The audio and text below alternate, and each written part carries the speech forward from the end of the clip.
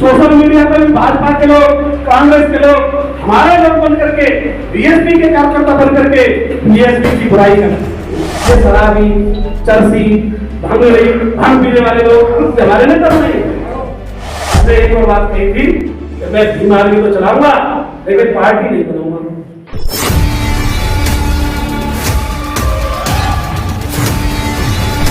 हमारे साथियों, बीएसपी नहीं बनी थी, BS4 नहीं बनी थी, 500 की नहीं बनी थी।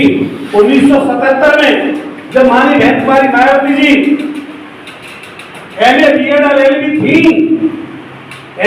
LLB थी और शिक्षिका भी थी, तो बहुत पॉपुलर लीडर एक उन्होंने सम्मेलन किया, जाति तोड़ो समाज जोड़ो। उस सम्मेलन में मानी बहन जी पहुंची हुई थी, उनको और वो बार बार सम्मेलन से जाति का नाम ले रहे थे और दलितों को हरिजन के नाम से पुकार रहे थे। तो मानी बहन कुमारी मायावती जी ने कहा कि मैं भी बोलना चाहती हूँ। मानी बहन जी उस मंच पर गई और उन्होंने उन नेताओं को लताड़ने का काम किया कि अगर हम हरिजन की औलाद हैं तो क्या आप शैतान की औलाद हैं? सम्मानित साथियों, उनको जाति तोड़ो समाज जोड़ो सम्मेलन के आधार पर उनको भटकाने का काम किया, उनको सबक सिखाने का काम किया। तो तमाम कर्मचारी अधिकारी भी वहां सुन रहे थे। उन्होंने मानव काशीराम साहब से कहा कि साहब एक लड़की है जो बहुत अच्छा बोलती है और उसने यहाँ ऐसा असर किया है।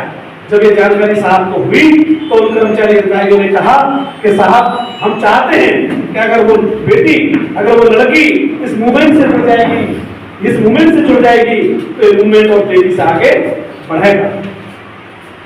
कर्मचारी अधिकारी मानव काशीराम साहब को बहन कुमारी मायावती जी के घर ले गए।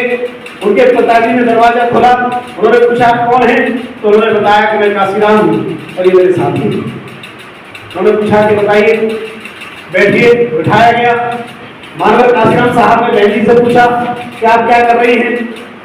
उन्होंने बताया कि मैंने MA BEd LLB किया है, मैं शिक्षिका हूँ और IAS की तैयारी कर रही हूँ। मानव साहब ने पूछा कि आप IAS बनकर के क्या करेंगे? तो मानी बहन जी ने जवाब दिया कि मैं IAS बनकर के DM बनूंगी और DM बनकर के गरीबों की मदद करूंगी। मानव काशीराम साहब ने जवाब दिया कि मायावती जी, आप DM बनकर के मदद करना चाहती हैं, अर्थात आपकी भावना है कि आप गरीबों की मदद करें, तो ये DM की कोई औकात नहीं होती है कि वो गरीबों की मदद कर सके। DM तो केवल सरकार का मुलाजिम होता है, जो सरकार कहती है वो DM करता है। इसलिए हम चाहते हैं कि आप CM और PM बने, सरकार बनाएं और CM PM बने, जिससे कि ये तमाम IAS, तमाम DM आपके आगे पीछे ढाई लेकर के चलेंगे। ये आपके आदेशों का पालन करें, योजना आप बनाएं गरीबों के हित के लिए और ये उनका कंप्लायंस कराएं, उनका अनुपालन कराएं। मानी बहन जी बात को समझ गई और उन्होंने भी संकल्प ले लिया कि आज के बाद मैं शादी नहीं करूंगी, मैं आज के बाद घर वापस नहीं आऊंगी और बाबा साहब अम्बेडकर के सपने को साकार करने के लिए अपने जीवन को समर्पित करने का काम करूंगी। इस संकल्प के साथ बहन कुमारी मायावती जी अपने घर छोड़ करके चली गई, अपने भाई के साथ दिल्ली में किराए पर रहने लगी और इस मूवमेंट में मानव काशीराम साहब के साथ काम करने लगी।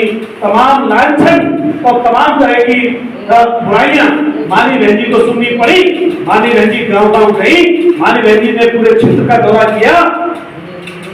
हमारे टप्पल भी 2 बार आए, आई कि नहीं आई? भारत में तारपुर भी गई, जब घटना हुई थी तारपुर भी गई। सम्मानित साथियों, पारसा जी बैठे हुए थे बड़े भाई, उस समय विधानसभा के अध्यक्ष थे, फिर उनको टिकट मिला उसी पैरवी की वजह से, उसके बाद जिलाध्यक्ष भी बनाया गया। सम्मानित साथियों, मानी बहन जी टप्पल को बहुत पहले से पसंद करते हैं, टप्पल के लोगों को पहले से ही मानती है, इसमें कोई शक नहीं। जब 1-2 बार चर्चा हुई है तो उन्होंने टप्पल का जिक्र किया है और उन्होंने कहा है कि वह टप्पल, और इसलिए उन्होंने विकास भी सबसे ज्यादा यहाँ कराया, यहाँ से योजना भी सबसे ज्यादा यहाँ लेकर के आई। तो ये लगाव जब माननीय बहन जी का है तो हमारा भी उनसे ज्यादा उनके प्रति होना चाहिए नहीं होना चाहिए। और है आप लोगों का, जो कि हमेशा आप लोग वोट भी देते हैं, सपोर्ट भी करते हैं और आप लोग जगह जगह जाकर के इस पार्टी के मूवमेंट को बढ़ाने का भी काम करते हैं। हमारे साथियों, माननीय बहन जी ने 1977 से लेकर और आज तक अथक रूप से इस मूवमेंट को आगे बढ़ाने का काम किया है। मानव काशीराम साहब की नजर बहुत तार्किक, बहुत तेज नजर थी, बहुत योग्य व्यक्ति थे और उन्होंने एक बात कही थी। बहुत सारे लोगों ने सवाल किए कि काशीराम साहब, आपने अपनी पार्टी का नीला झंडा और हाथी निशान क्यों रखा है? तो मानव काशीराम साहब ने जवाब दिया कि साथियों, अगर इसका जवाब आपको चाहिए तो आपको बाबा साहब अम्बेडकर के पास जाना होगा। क्या मतलब? उन्होंने कहा कि ये नीला झंडा और हाथी निशान बाबा साहब अम्बेडकर ने रखा था, इसलिए मैंने रखा है। मुझे नहीं मालूम उन्होंने क्यों रखा था, जब बाबा साहब ने रखा है इसलिए मैंने रखा है। मैं इसके इतिहास में जाना नहीं चाहता हूं, मेरे पास इतना समय नहीं है कि मैं इसका रिसर्च करता रहूं कि क्यों रखा है। मैं तो केवल बाबा साहब अम्बेडकर को मानता हूं और उन्होंने नीला झंडा दिया, हाथी निशान दिया, इसलिए मैंने नीला झंडा और हाथी निशान अपनाया है। अपनी पार्टी का ये झंडा और नीला रंग रखा है। सम्मानित साथियों, माननीय बहन कुमारी मायावती जी ने को मानव काशीराम साहब ने अपना उत्तराधिकारी बनाया, लाखों की भीड़ में बनाया, पूरे देश के लोगों की भीड़ में बनाया और इसे लिहाज से बनाया कि मैंने मायावती जी को परखा है, मैंने देखा है कि ये मिशन मूवमेंट को आगे ले जा सकते हैं, इसलिए उन्होंने बहन जी को अपना उत्तराधिकारी बनाया। किसी की सिफारिश पर नहीं बनाया, किसी की सिफारिश नहीं थी। मानी बहन जी का संघर्ष था, मानी बहन जी का समर्पण था, मानी बहन जी का त्याग था, मानी बहन जी का जो काम था, उसके आधार पर परख करके मानव काशीराम साहब ने मानी बहन जी को अपना उत्तराधिकारी बनाने का काम किया। सम्मानित साथियों, मैं इस बात को इसलिए कह रहा हूं, जो लोग हल्के में लेते हैं कि मानी बहन जी ने संघर्ष नहीं किया। 1977 से लेकर आज तक कितना समय हो गया? 40 साल हो गए। 40 साल। उस समय वो बात 21 साल की थी, 21वीं वर्ष में थी जब उन्होंने अपने घर को छोड़ने का काम किया। क्या कोई बहन बेटी, हमें हिम्मत है जब अपनी बहन बेटी को इस काम के लिए निकाल रहे? हमारे साथ नहीं। हर माँ बाप चाहता है कि हम अपनी बेटी के हाथ पीले करें, अपनी बहन के हाथ पीले करें, उसका घर बसाएं, लेकिन धन्य हो बहन कुमारी मायावती जी के माँ बाप कि उन्होंने अपनी बेटी को इस मूवमेंट के लिए बहन कुमारी मायावती जी, उन्होंने मानव काशीराम साहब को अपना गुरु माना और गुरु मानते हुए उन्होंने समर्पण करने का काम किया और उन्होंने इस मूवमेंट को आगे बढ़ाने का काम किया। तमाम नेता आपने देखे होंगे, बिक गए, चले गए, एक सांसद बनने के लालच में, एक विधायक बनने के लालच में दूसरी पार्टी में लोग चले जाते हैं, बाबा साहब का नाम लेते हैं और कहते हैं कि मैं सच्चा अम्बेडकरवादी हूँ और कहते हैं कि मैं मिशनरी हूँ, मैं कैटलाइज्ड हूँ, और जब लालच मिल जाता है तो वही भाग जाता है, वही भाग जाता है। लेकिन आदरणीय बहन कुमारी मायावती जी को, सम्मानित साथियों, कोई लालच ऐसा नहीं कि उनको अपने मिशन से हटा सका हो। वो जो भी अपने क्या करना है, जैसे भी हैं, टूटे फूटे उनके बल पर इस मिशन को आगे बढ़ाने का काम कर रहे हैं।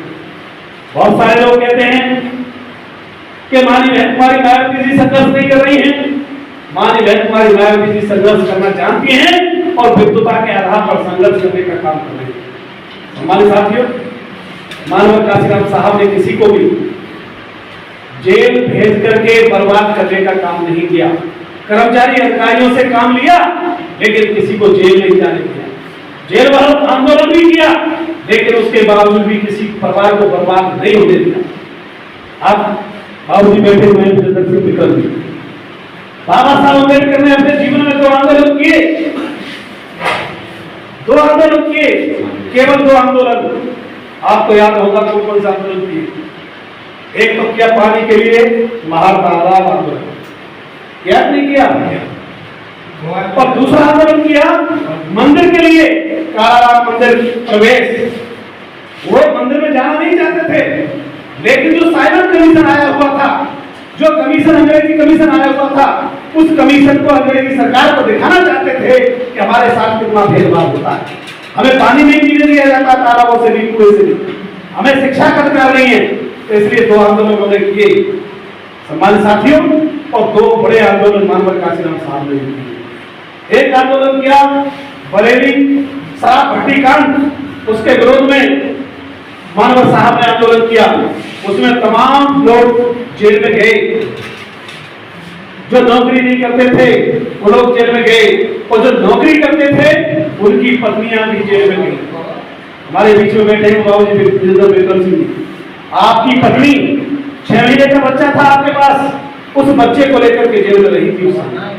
तो इनका त्याग समर्पण है सम्मान साथियों, लेकिन परिवार को बर्बाद नहीं हुए।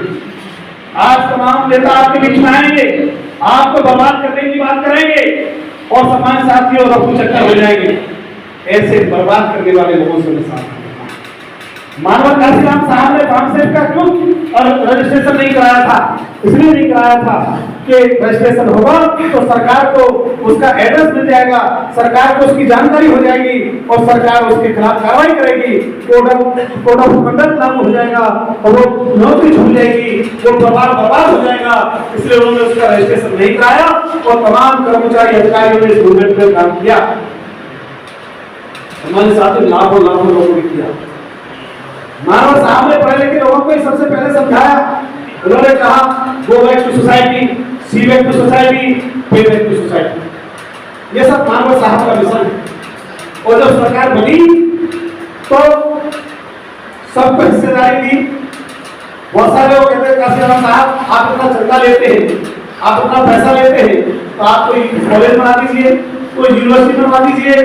तो मानव काशीराम साहब एक बात कहते थे, मेरे बहुजन समाज पार्टी के लोगों, आप केवल हमें चंदा देने का काम करो और सरकार बना दो।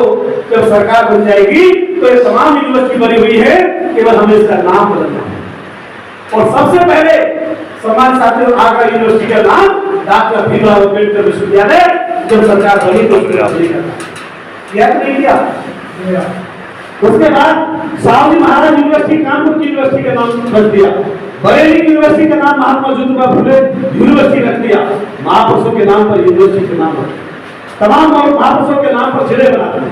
6 यूनिवर्सिटी मानी गंजी ने नहीं बना दी, उनके नाम महापुरुषों के नाम पर रख दिए। उसके अलावा 23 जिले में मानी बहन कुमारी गांधी जिले बना दिए, सैकड़ों डिग्री कॉलेज गंजी ने खोल दिए, सब तमाम मेडिकल कॉलेज खोल दिए। बताने के लिए बहुत कुछ है। और 7,83,000 बीघा जमीन पट्टे पर देकर के लोगों को मालिक बनाने का काम किया। और अपनी 4 बार की सरकार में माननीय बहनी ने 43 लाख बीघा जमीन इस प्रदेश के गरीबों में बांटने का काम किया, उसका मालिक बना। जो सरकारी जमीन पर गरीब के कब्जे थे, माननीय बहनी ने अधिकारियों को निर्देश दे दिए, अगर किसी गरीब का कब्जा उस पर है तो उसके नाम पर उस जमीन को चढ़ा दीजिए, 122 OMB में उसका नाम रख दो। सम्मानित साथियों, तमाम यूनिवर्सिटी बनाई, तमाम मेडिकल कॉलेज बनाए, तमाम योजनाएं चलाई। गरीब परिवार की बेटी के लिए माता सावित्रीबाई फुले योजना चला करके इंटर करने वाली बेटी को 25,000 रुपए साइकिल देने का। आगे बहन जी ने माता साहब मुख्यमंत्री महामाया आशीर्वाद योजना चला करके गरीब कन्या के लिए 18 साल के होने पर 1 लाख रुपए उसकी शादी के लिए देने का काम किया। दलित समाज, पिछड़े समाज, सब समाज के लोगों को आज तक वजीफा देने का काम किया और वजीफा को जोड़ने का काम करने का काम किया। उन समान साथियों, जैसे दलित की बेटी की शादी के लिए पैसा मिलता था, फिर पिछड़ों की बेटी की शादी के लिए, फिर सब समाज की बेटियों की शादी के लिए पैसा देने का काम है हमारी नारी की। समान साथी माननीय बहनी ने डॉक्टर अम्बेडकर निःशुल्क ग्राम विकास योजना चला करके 28,000 गाँव का चौमुखी विकास कराने का काम माननीय बहन कुमारी नायक जी ने सम्मानित साथियों थानों में, तहसील में ये निर्धारित कर दिया कि समाज के इतने कोटा रहेगा, इतने एसओ रहेंगे, इतने एसपी रहेंगे। और जब 75 जिले थे तो उसमें 60 और 62 ऐसी समाज के एसपी और डीएम नजर आते थे, सीएम नजर आते थे, सीडीओ नजर आते थे। सम्मानित साथी एसपी और बीसी के लोगों को पूरी जिनको दूसरी सरकारों ने कभी भी अच्छे पद पर नहीं आने दिया, माननीय बहनी ने उनको वहां अच्छे पद पर, अच्छी सीट पर बैठाने का, तमाम लोगों में प्रदर्शन करने का काम किया। और बैकलॉग का कोटा भी उत्तर प्रदेश में पूरा भरने का काम किया। पहला राज्य उत्तर प्रदेश ऐसा है जहां पर बैकलॉग का कोटा पूरा हुआ। 8,92,000 सरकारी नौकरी भेजी थी, 1.5 लाख अध्यापकों की भर्ती की, 1,08,000 सफाई कर्मचारियों की भर्ती की, 42,000 पुलिस की भर्ती की, 14,000 उर्दू टीचर की भर्ती की, 3,82,808 नौकरी एससी और ओबीसी के बच्चों का जो बैकलॉग का कोटा खाली पड़ा हुआ था हर विभाग में भर्ती करने का काम किया। सम्मानित साथियों, 52 लाख लोगों को प्राइवेट सेक्टर में रोजगार देने का काम किया। 2007 से 12 तक पूर्व बहुमत की सरकार चली तो माननीय नेत्री ने सम्मान साथ में बहुत सारे काम किए, आप लोग जानते हैं और समय लगेगा तो फिर बताएंगे। लेकिन मैं योजनाओं को यही विराम देते हुए कहना चाहूंगा, सम्मान साथियों, माननीय नेत्री से जो हो सका वो किया और जो नहीं हो सका उसके लिए आने वाली सरकार, सम्मान साथियों, जब सरकार बन जाती तो सरकार में और काम होते। अगर दिल्ली में माननीय नेत्री को एक बार मौका मिल जाता प्रधानमंत्री बनेगा तो पूरे देश में गरीबों को न्याय मिल गया होता और पूरे देश में जो उत्तर प्रदेश में गरीबों को मिला वो पूरे देश के गरीबों को मिल गया होता है। लेकिन दुर्भाग्य अफसोस है कि जो चालाक लोग थे वो समझ गए कि बहन कुमारी मायावती जी का जो एक कारवा है ये अगर किसी तरह से आगे बढ़ता गया तो ये दिल्ली पर कब्जा कर लेगी, फिर हमारी दुकान बंद हो जाएगी।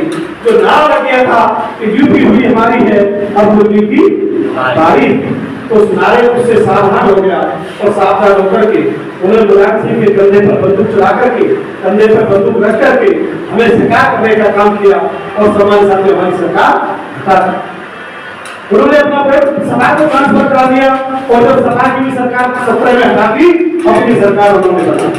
सम्मानित साथियों, अखिलेश यादव की सरकार जब उनकी बनी तो उन्होंने समझा कि जो भाजपा कांग्रेस लोगों का वोट हमें मिला, इन्हीं की बदौलत हमें मिला है तो इनका वोट हमें हमेशा मिलता रहेगा।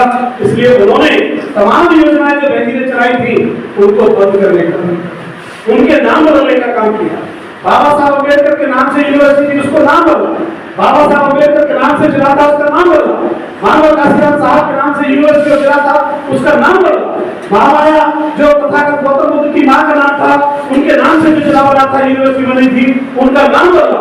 सम्मानित साथियों, ये कहने के लिए पिछले समाज का व्यक्ति था लेकिन उसने कभी अपने आप को पिछला समाज का नहीं माना और उसने सम्मानित साथियों सबसे ज्यादा नुकसान दलित और पिछले समाज के लोगों का किया।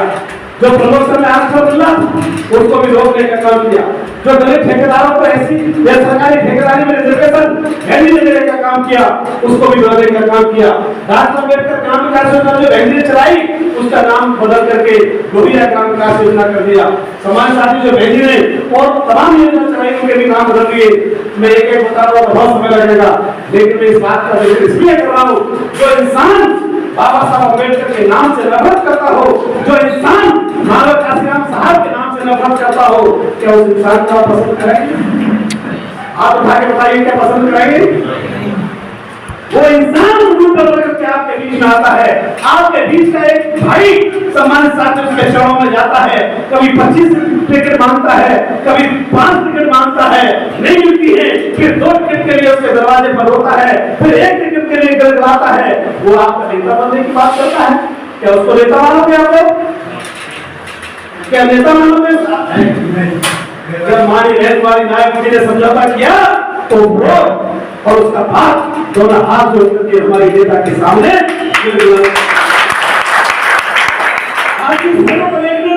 जिसका स्वाभिमान न हो, जिसका सम्मान न हो, जो व्यक्ति राजनीति करना न जानता हो, जो हमारे बीच में धोखा देने का काम करता हो, हमारे रूप में सम्मान साथी हमें बर्बाद करने के लिए आया हो, ऐसे व्यक्ति से हमें सावधान,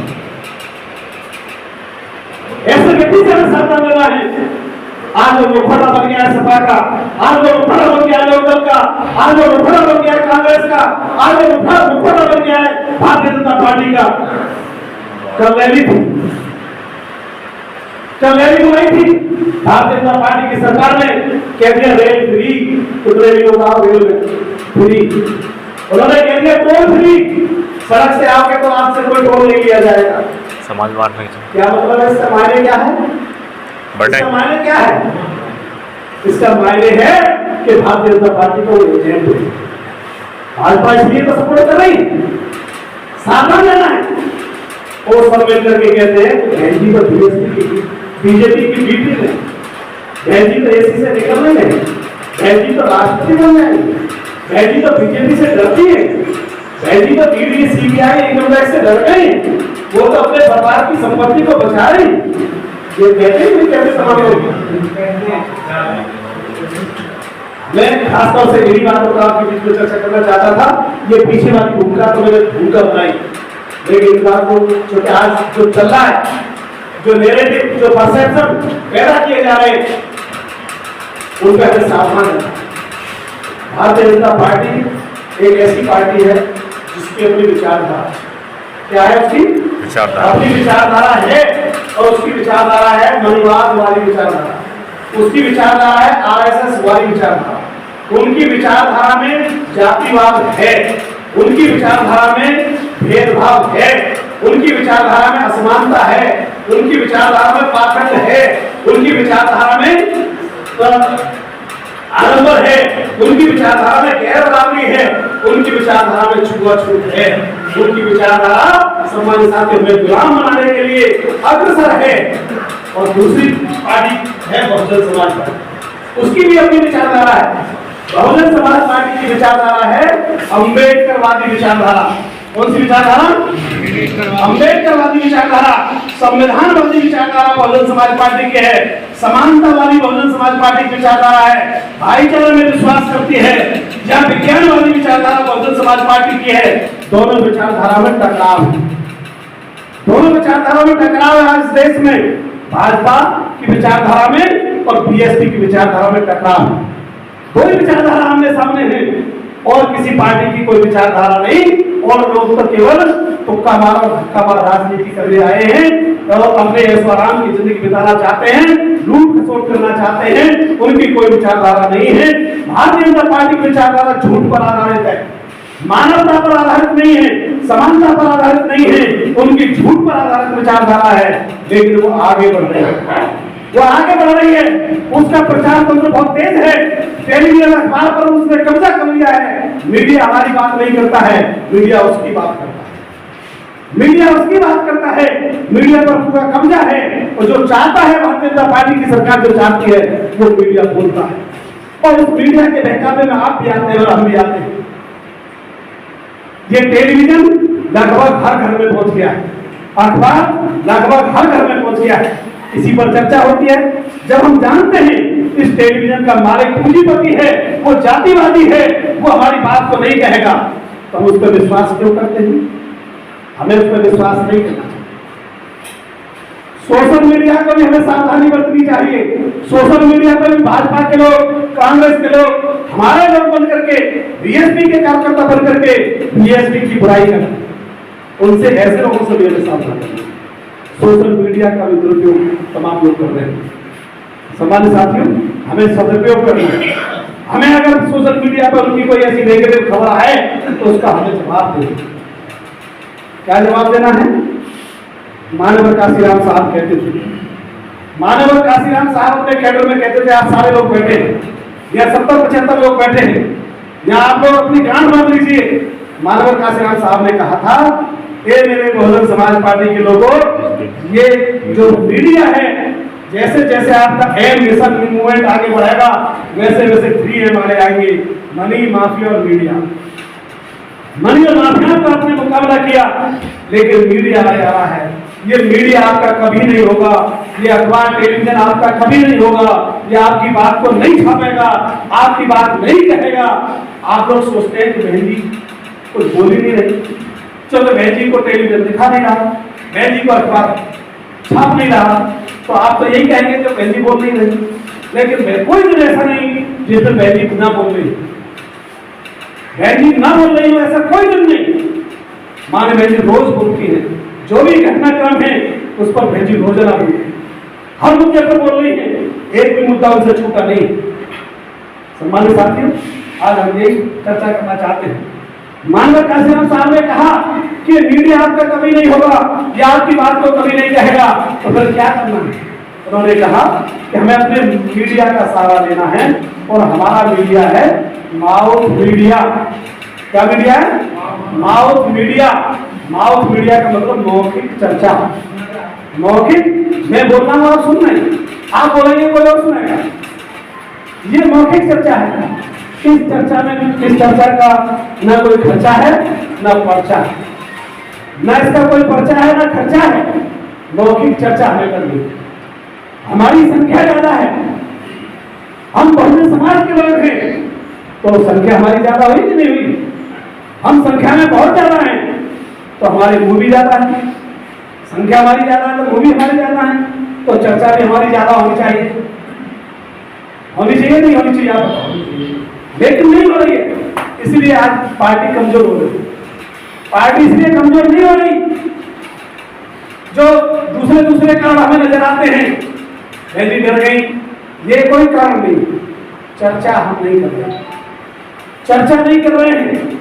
जब चर्चा होती है, जब समाज में चर्चा होगी, क्षेत्र में चर्चा होगी, तो चर्चा से माहौल बनेगा। चर्चा से माहौल बनेगा कि नहीं बनेगा? जब चर्चा से माहौल बनेगा और माहौल से सरकार बनती है, बनती है नहीं बनती है? जिसका माहौल बनता है उसी की सरकार बन जाती है। तो कहाँ कमी है? हमारी चर्चा में कमी। हम चर्चा नहीं करते, हमें चर्चा करनी है। और चर्चा क्या करनी है? हमें नहीं सुनना किसी का। कोई कहता रहे कभी बीजेपी की मीटिंग बनती है डीएसपी, हमें नहीं माननी, जबरदस्ती बनाएगा क्या? हमें अपनी बात पर अड़े रहना है। हम लोग पढ़े लिखे हैं, हमारे सारे कंसेप्ट क्लियर होने चाहिए, हमें सारी नॉलेज होनी चाहिए, हमें पूरी जानकारी होनी चाहिए। हम सामने वाले के सवालों का जवाब दे सके, हम उनको उत्तर दे सके। जब हमें नॉलेज नहीं होगी तो हम फंस जाएंगे। जब 4 लोग जा रहे हैं, बस में जा रहे हैं, ट्रेन में जा रहे हैं, वो कह रहे हैं कि भाई अब के तो बीजेपी की सरकार हमें नहीं दबा सकती। कोई कह रहा है नहीं भाई सभा भी जोड़ना है, कोई कह रहा है नहीं अपने तो गठबंधन कांग्रेस का हो गया, कांग्रेस की आती। बीएसपी वाला भी बैठा है, वो चुपचाप बैठा है कि उनके सामने नाम बोलूं और ये समझ जाएंगे कि मैं बीएसपी का हूं, ये समझ जाएंगे मैं बीएसपी का हूं, और बीएसपी का समझते ही ये समझ जाएंगे कि मैं हो सकता है ऐसा का हूं। तो छुपता है, बोलता नहीं। और वो जो 4 लोग जो चर्चा कर रहे थे, वो यही मान के बैठ गए कि अब बीएसपी का कोई नाम ही नहीं बोला। मैं सही कह रहा हूं? सही बात है। और अगर वो व्यक्ति बोल रहा है, जो व्यक्ति वहां बैठा है बीएसपी वाला, वो अगर बोल जाता है, वो कह दे कि नहीं बीएसपी आ रही है, बीएसपी ताकत में है, तो वो 4 लोग सावधान हो जाएंगे कि नहीं भाई अभी बीएसपी है, बीएसपी है।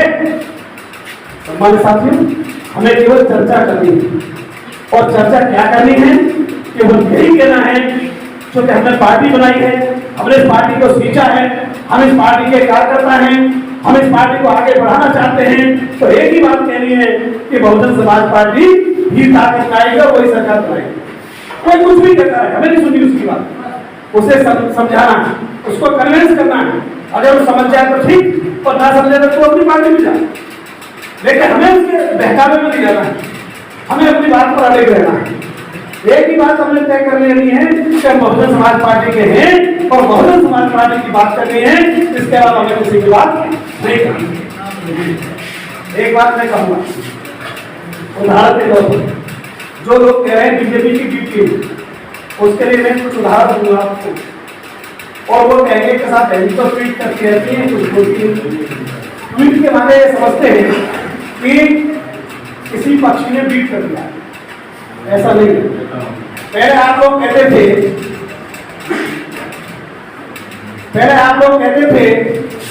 कि टेक्नोलॉजी का जमाना है, हमें टेक्नोलॉजी का सहारा लेना चाहिए। टेक्नोलॉजी का जमाना है, टेक्नोलॉजी का सहारा लेना चाहिए। और ये जो फेसबुक है, इंस्टाग्राम है, जो ट्वीट है, जो व्हाट्सएप है, ये एक टेक्नोलॉजी का हिस्सा है कि नहीं? पढ़े लिखे लोग जानते हैं, है नहीं? अब सारे नेता इस पर आ गए, सारे नेता ट्वीट करते हैं, ट्वीट के माध्यम से अपनी बात कहते हैं। तो मानी बहन जी भी अपनी बात ट्वीट के माध्यम से कह रही है, प्रेस कॉन्फ्रेंस के माध्यम से कह रही है, प्रेस को जारी करके कह रही है, और रैली करके कह रही है, तो जब मीटिंग बुला करके कह रही है, सम्मानित साथ मीटिंग करके कह रही है। तो जो कह रही है वही एक संदेश है, वही एक मैसेज है। चाहे वो मीटिंग के माध्यम से हो, चाहे वो प्रेस कॉन्फ्रेंस के माध्यम से हो, चाहे वो प्रेस नोट जारी करने के माध्यम से हो, चाहे वो ट्वीट के माध्यम से हो, वो बहन जी का संदेश है। संदेश को पढ़ना चाहिए और उस संदेश को मानना चाहिए और उस संदेश के आधार पर हमें चर्चा करनी चाहिए।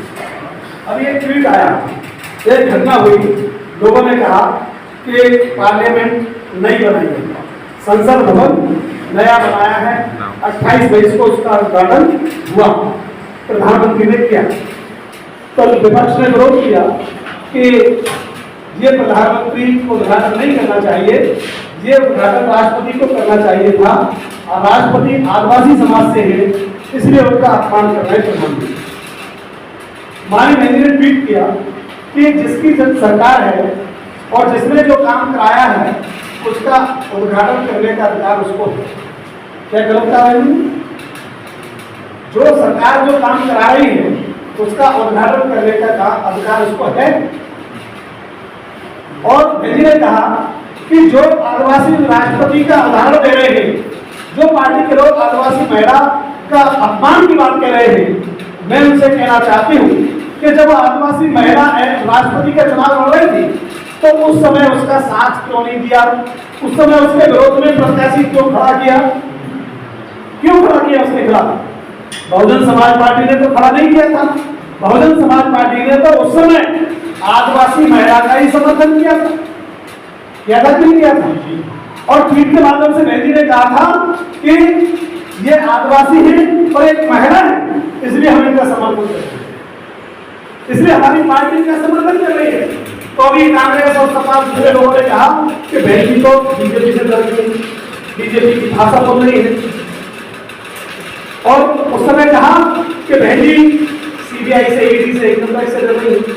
तमाम तरह की बात जो हम कर देते हैं वो जब भी करेंगे। लेकिन उन कहने वाले लोगों से जानना चाहते हैं कि 2017 में भी राष्ट्रपति का चुनाव हुआ था।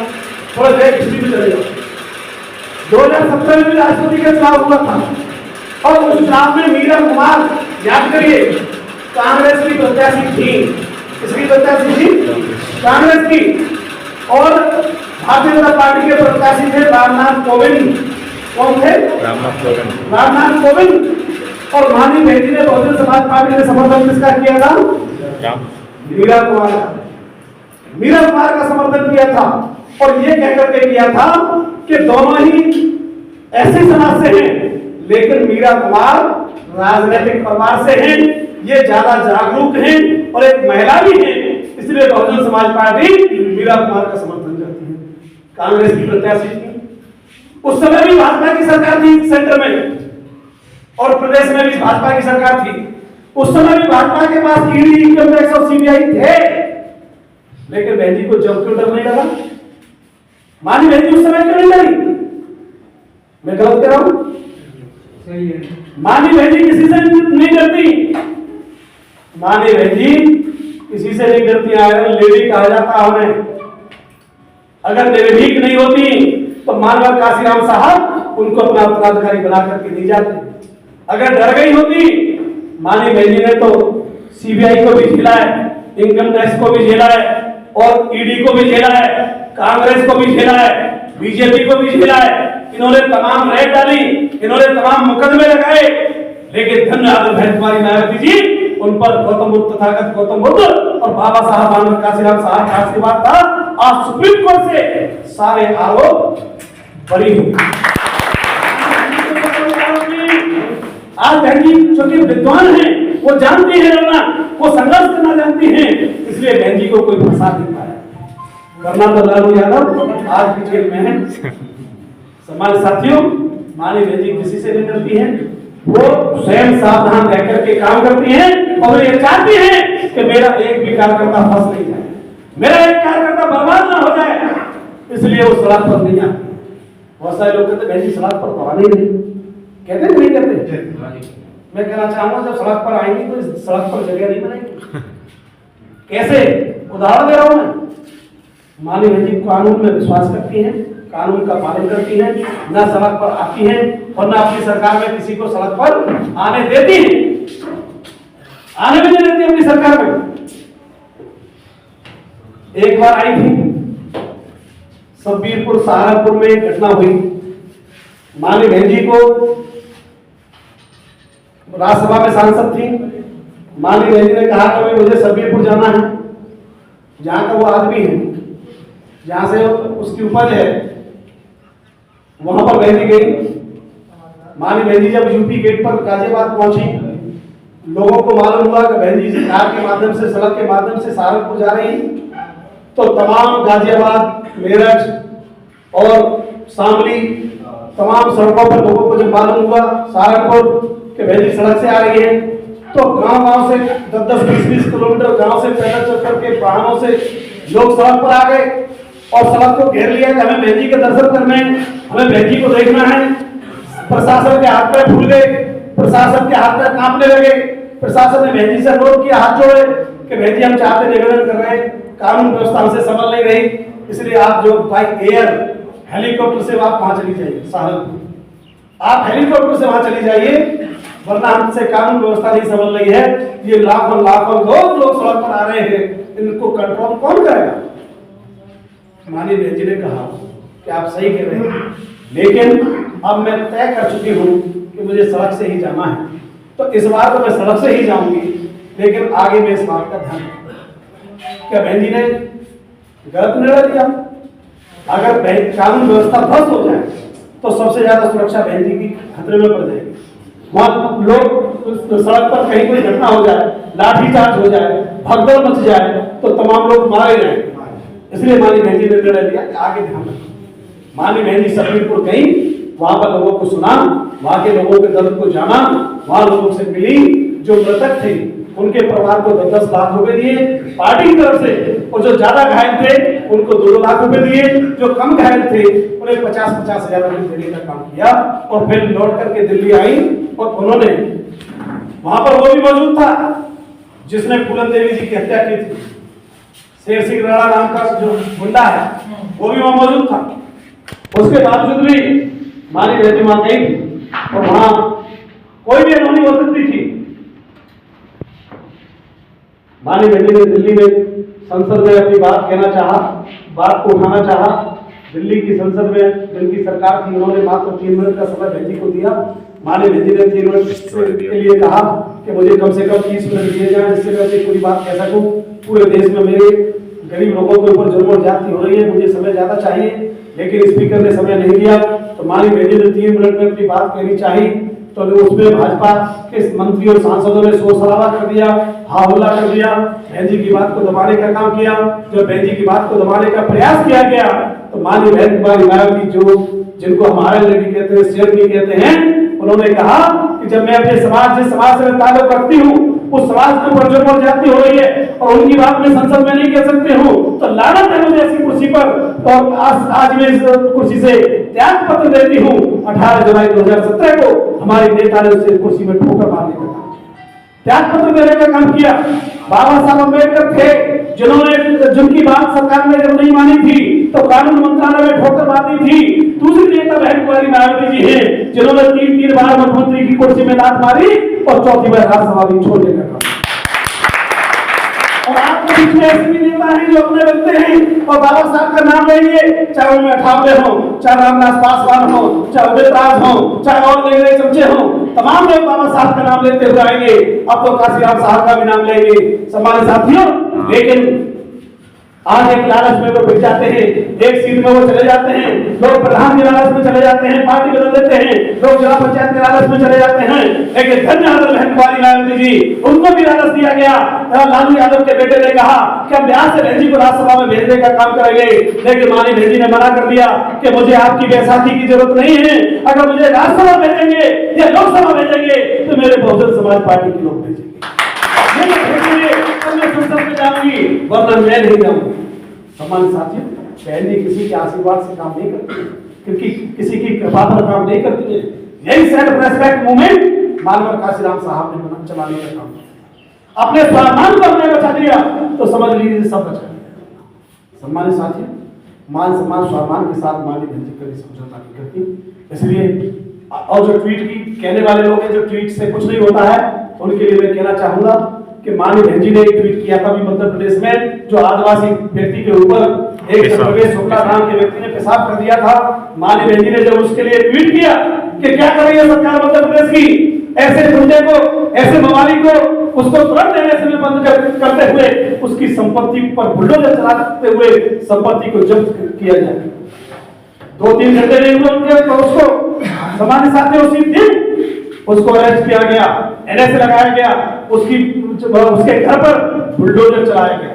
चला कि नहीं चला? सम्मानित साथियों, इसके साथ साथ एक रानी गुजर, जो सम्मानित साथियों आईएएस थी, जो चंडीगढ़ में नौकरी करती थी, वो उस पर उसका अधिकारी नाजायज दबाव बना रहा था, उसकी सुरक्षा वापस ले रही थी, उसकी गाड़ी वापस ले रही थी और उसके ऊपर दबाव बनाना था अनैतिक करने के लिए, उसको अपने दबाव में लेने के लिए। लेकिन वो रो रही थी, अपनी मांग कर रही थी, कोई सरकार नहीं सुन रही थी। न चंडीगढ़, हरियाणा, पंजाब की सरकार सुन रही थी और न दिल्ली की सरकार सुन रही थी, न केंद्र सरकार सुन रही थी। जब कोई सरकार नहीं सुन रही थी और उसने ये बयान अपनी पीड़ा बहन जी को बताई तो माननीय बहन जी ने ट्वीट जारी कर दिया कि ऐसी सरकार क्या कर रही है, एक महिला की अस्मत लुट रही है, एक महिला को दबाया जा रहा है। जब आईएएस महिला सुरक्षित नहीं है तो कौन सुरक्षित होगा? तो सम्मानित साथियों, अगले ही दिन उसको सुरक्षा मिली, उसको गाड़ी मिली और उसका ट्रांसफर दिल्ली हुआ और उस अधिकारी को सस्पेंड किया। ये ताकत हमारी नेता की नहीं, ट्वीट की, ये ट्वीट की ताकत है। और इतना ही नहीं, जब समाजवादी पार्टी का नेता, रामपुर का नेता आजम खान जेल में था और उसके लिए सम्मानित साथी हमारी बहनी ने ट्वीट किया, अगले दिन जेल से बाहर आ गया। आया कि नहीं आया आप लोग बताओ? अगले दिन जेल से बाहर। अरे आप इसकी ट्वीट की ताकत को समझो या समझो, लेकिन दुश्मन आपकी बहनी की ट्वीट की ताकत को समझता, उसकी सरकार हिलती है। वो जानते हैं कि राष्ट्रीय पार्टी की राष्ट्रीय अध्यक्ष है, राष्ट्रीय पार्टी की राष्ट्रीय अध्यक्ष है, इसलिए वो जानते हैं बहन जी की ताकत को। भले ही हम लोग हवा में उड़ाते हैं, और जो लोग हवा में उड़ाते थे, जो बहका में जाते थे, उसका नाम नहीं लूंगा, लेकिन सही मायने में वो रावण कहलाने के लायक भी नहीं है। रावण एक पात्र है रामायण का, है कि नहीं है? और वो व्यक्ति तो विभीषण था जिसने अपने परिवार को मिटाने का काम किया। जो व्यक्ति परिवार को मिटाने के लिए आया है वो रावण कहलाने के लायक भी नहीं है, वो हमारे समाज का विभीषण।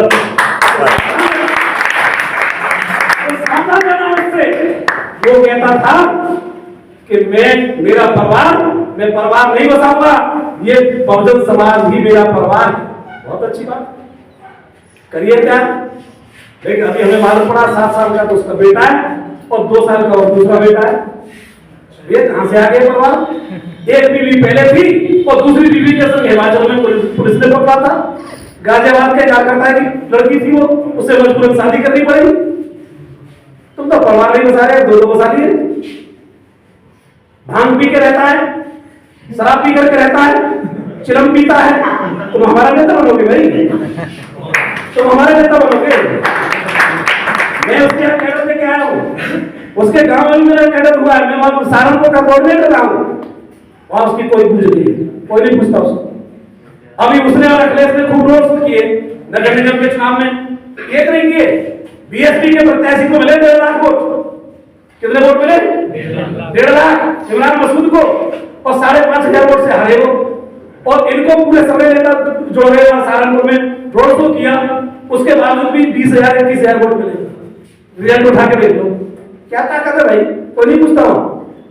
हवा बना रखा है कैसे उधर, नए लड़के इधर उधर की चर्चा करते हैं। अरे हमारा समर्पण देखो, वो तो आ गया, वो 4 साल से हमारा पूरा जीवन निकल रहा है। वो नेता बनेगा, क्या बनेगा भाई? हम जैसे तमाम कार्यकर्ता अपने नेता के ऊपर समर्पित है, समर्पित भाव से अपने नेता के लिए काम करते हैं। आप जैसे लोग अपनी नेता को नेता मानते हैं, बहनी को नेता मानते हैं। ये शराबी, चरसी, भांग पीने वाले लोग हमारे नेता बनेंगे? जो दूसरे नेताओं के सामने खड़े कराते हो, रोते हो, उनके दरवाजे पर दहलीज पर रोते हो, वो हमारे नेता बनेंगे? उसने एक और बात कही थी कि मैं भीम आर्मी तो चलाऊंगा लेकिन पार्टी नहीं बनाऊंगा। आप लोगों के बीच में कहीं तो नहीं बताओ आप लोग, मैं तो झूठ बोलता हूं। पार्टी क्यों बनाई भाई? अगर तुम्हें सामाजिक काम करना था तो करता, पार्टी क्यों बनाई? इसलिए मैं आपसे अपील करना चाहता हूं, ऐसे लोग भी आएंगे, ऐसे लोगों को सपा, भाजपा, कांग्रेस के लोग मुखबिर के रूप में हमारे बीच में लाएंगे और कहते हैं कि मैंने बनाई आजाद समाज पार्टी कांसीराम। और मानवर कांसीराम साहब ने कौन सी पार्टी बनाई? बहुजन समाज पार्टी। बाबा साहब अम्बेडकर जो कह गए वो मानवर कांसीराम साहब ने माना कि नहीं माना? जो मानवर कांसीराम साहब कह गए वो बहन कुमारी मायावती जी ने माना? आप लोग बताओ, माना कि नहीं माना? हाथ जोड़कर, हाथ खड़े करके बताओ, माना कि नहीं माना? और जो बहन कुमारी मायावती जी कह रही है वो हम लोग मानेंगे, वो हम लोग मानेंगे। मानेंगे कि नहीं मानेंगे? हम सबको हाथ खड़ा करके बताओ। क्योंकि बहन जी हमारी नेता है। एक ये सीढ़ी है। बाबा साहब ने जो फुले साहब की बात मानी, फूले साहब ने, साहब जी महाराज ने उनकी बात मानी, साहब जी महाराज और फूले साहब की बात बाबा साहब ने मानी, बाबा साहब की बात काशीराम साहब ने मानी, काशीराम साहब की बात बहन प्यारी नायक जी ने मानी, और आज हम सब लोग भी बहन जी की बात मान रहे हैं। बाबा साहब और बहन प्यारी नायक जी मानकर काशीराम साहब नीला झंडा और हाथी के सामने गए। उन्होंने कहा था, जब काशीराम साहब से लोग पूछते थे, ये लास्ट बात है मेरी, जब मानव काशीराम साहब से लोगों ने पूछा, शिकायत की, पूछा नहीं शिकायत की कि काशीराम साहब आपकी पार्टी का कोई प्रत्याशी हमारे यहाँ नहीं आया, आपकी पार्टी का पदाधिकारी हमारे गली मोहल्ले में नहीं आया, हमारे गांव में नहीं आया।